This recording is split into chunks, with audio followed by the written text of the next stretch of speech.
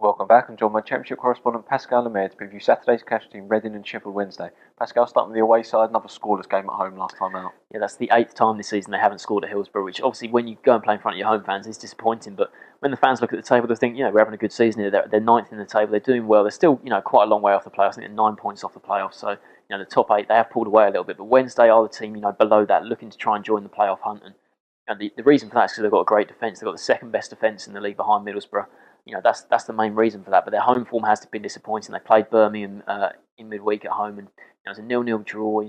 I think Will Keane got the start up front on loan from Manchester United. He couldn't quite do much up front.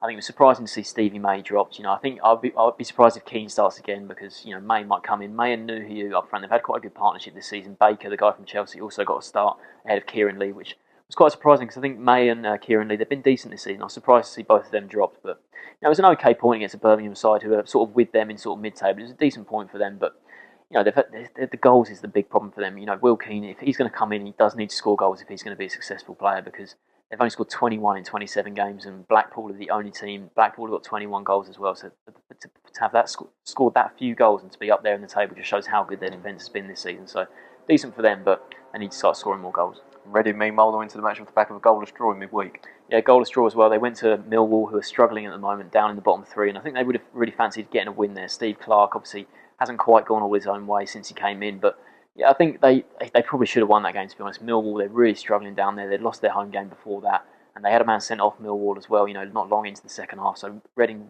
really should have had a chance to win that game, but they couldn't quite do enough, didn't create that many chances, so disappointing for them. Obviously, they're sort of 7 points above the drop zone now. They're still struggling in the bottom half, but at the moment, it looks like the bottom 3 are sort of going to get left behind. Reading, there's still decent gaps at the bottom 3, so they're doing okay, but I think Steve Clarke maybe might want to try and do something in the rest of the transfer window. He hasn't been very active. Reading, in the last 2 transfer windows, they've struggled to sign players. I think there might be problems with money off the pitch that we don't know about, but he's only been able to sign Chalobah on loan from Chelsea, so I think that could be an okay signing. He in the Championship with Watford 2 seasons ago. He had a really good season with Watford, helped them get to the playoff final.